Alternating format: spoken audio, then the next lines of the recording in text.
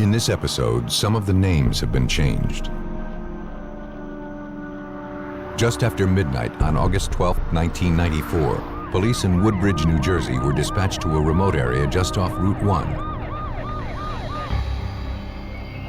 A battered, semi-nude woman, identified as 25-year-old Melissa Padilla, had been found murdered, lying inside a concrete pipe.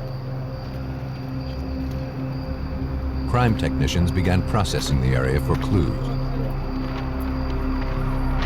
They collected several recently purchased grocery items scattered near the body. They also recovered a blood-stained dollar bill and nearby several cigarette butts, which investigators hoped would yield valuable DNA evidence. The victim's discarded shorts, stained with blood, were found nearby. Inside one of the pockets was a store receipt for several grocery items, time-stamped 11:29 p.m. Hector, this is Sergeant. While evidence technicians continued processing the scene, Melissa's boyfriend, Hector Gonzalez, who had found her body, was brought in for questioning. He couldn't imagine anyone who would want to hurt Melissa, a dedicated mother of 4. Hector said that after putting the kids to bed around 11 p.m., Melissa said she wanted to go to a nearby convenience store to pick up a few things. Hector agreed to watch the kids. She said she would be back within a half hour. Thank you. When she hadn't returned more than an hour later, he became concerned and asked a friend to help look for her. That's when they found Melissa's battered body along Route 1, the path she normally took to go to the store. Hector later agreed to take a polygraph examination.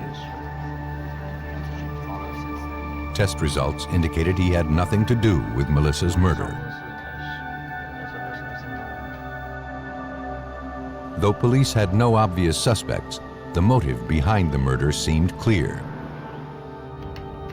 Middlesex County Prosecutor's Office Lieutenant Lawrence Nagel worked the case. The woman that was found at the scene was found naked from the waist down. It appeared there was severe trauma to her face area. Initial impressions were that it appeared to be a sexual type of situation.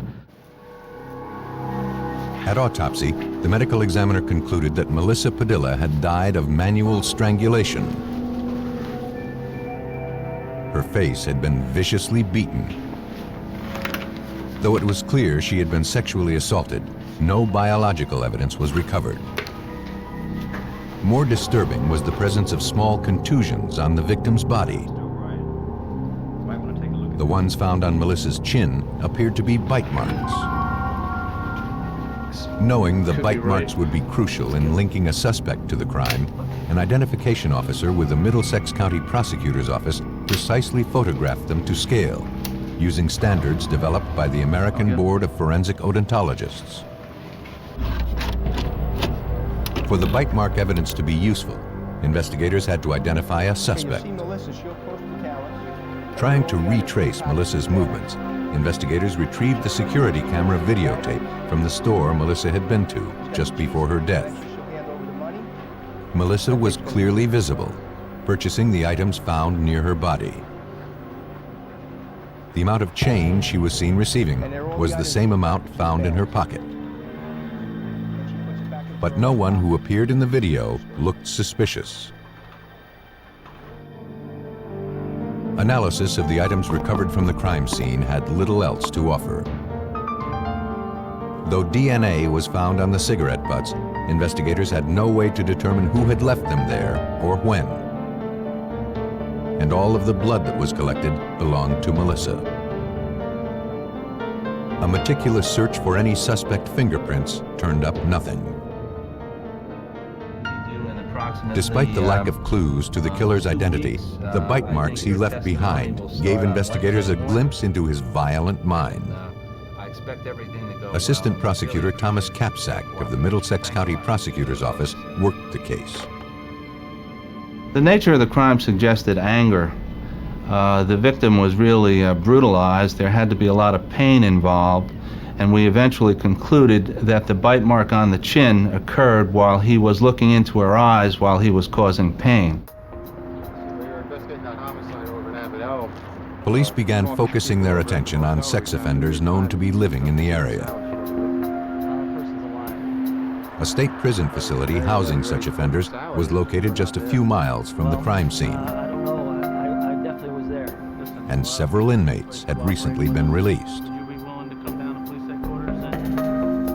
Investigators tracked each one of them down.